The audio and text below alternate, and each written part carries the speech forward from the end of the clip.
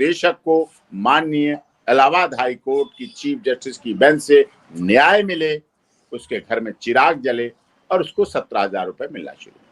बिल्कुल आपने ठीक कहा, उस समय कोई ये मुद्दा ही नहीं था कि कौन क्या लिख रहा है, कौन क्या कह रहा है। आपका तो एक सूत्री कार्यक्रम था, सुबह इलाहाबाद जाना है और शाम को वापस आना है, और जरूरत पड़ गई तो रुकना भी पड़ा, तो 4-4 दिन 5-5 दिन आप रुके भी। उदय सिंह, आप उस दिन त्रौवन सिंह गए हैं जिन्होंने एपी सिंह से पूरी अपनी डिटेल जानकारी ली है, उन्होंने बातचीत की है शिक्षा मित्र की भी, उसमें कई केस में खामियां हैं। हालांकि मैं नहीं कहता कि कोर्ट में क्या है वो शिक्षा मित्रों का मसला है, लेकिन मेरा मानना है, आपने भी बताया कि उसमें केस में कई बड़ी भूल चुके हैं और उन्होंने बड़ी डिटेल बात की। हालांकि मैं उस दिन काफी बिजी था तो मैं नहीं जा पाया, हालांकि वो रुके भी थे एक दिन दिल्ली में।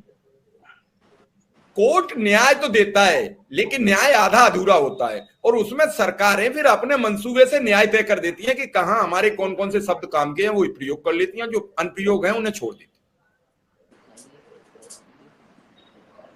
जी सर। जी सर। सर, आज भी 2 शिक्षा मित्रों की हृदयघात से मृत्यु हुई है, और एक की तो विद्यालय में ही हुई है और एक की आज रात को लगभग 3 बजे के आसपास हुई है। तो मैं उन दोनों साथियों को अपनी श्रद्धांजलि व्यक्त करता हूं, और साथ में सर मैं आपसे एक निवेदन करता हूं कि आप बीजेपी भी एक व्यक्ति को, प्रवक्ता को अपनी डिबेट में जरूर बिठाने का कष्ट करें, जिससे कि आपके सामने आते हैं। जी, रोज नहीं आते, नहीं आते हैं, वो रोज इसलिए नहीं आते कि 9 लोग होते हैं एक साइड, एक आदमी एक साइड होता है तो सामना करने से कतराता है। हमें बड़े खुले शब्दों में कह रहा हूं कि वो सामना करने से कतराते हैं। जब 9 आदमी सवार हो जाते हैं तो फिर वो जवाब क्या देंगे वो भी जानते हैं, और कई लोग प्रवक्ता स्वीकार करके गए कि भाई आप बिल्कुल अपनी जगह सही हो, आपके सामने स्वीकार करके गए। ये मैं नहीं कहता हूं बनावटी बात जी।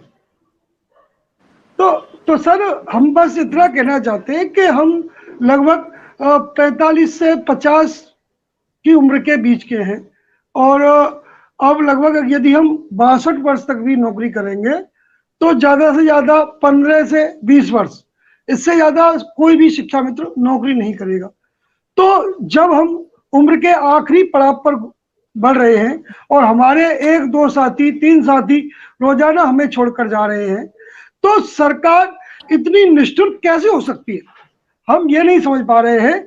सरकार के पास में रोजाना संदेश जाता है, ट्विटर के माध्यम से, फेसबुक के माध्यम से, जैसे भी हम पर सोशल मीडिया है उस तरह से हम सरकार को संदेश भेजते हैं कि आप हमारी सहायता कीजिए, हम मरे जा रहे हैं, रोज मर रहे हैं, हम में से 1, 2, 3, 4 रोज कम हो रहे हैं। यदि सरकार, हमारे लगभग 8,000 शिक्षा मित्र मर चुके हैं, यदि उन शिक्षा मित्रों का मानदेय भी हम सब में डिस्ट्रीब्यूट कर दे तो शायद हो सकता है कि हमें कुछ राहत मिलेगी। लेकिन सरकार जो 10,000 रुपए शिक्षा मित्र के मरने से बचते हैं उसे भी अपने खाते में रख करके उसे अपने हिसाब से खर्च करती है, वो भी सरकार हमें नहीं देना चाहती। तो आखिर सरकार, हम ऐसी क्या गलती कर रहे हैं, ऐसी हम क्या गलती कर रहे हैं? जी, आपसे पूछ लेता हूं सिंह साहब, आज फिर इनके 2 साथी इस दुनिया से विदा हो गए, और जब कोई भी संसार को छोड़ के जाता तो उसका पूरा परिवार टूट जाता है। उसके रिश्तेदार, सिंह साहब से मेरा संपर्क टूट गया है। दिनेश बाबू रोज हमारे साथ जुड़ने का प्रयास करते हैं लेकिन उनका नेटवर्क इशू बहुत बड़ा रहता है, आज भी जुड़े हैं लेकिन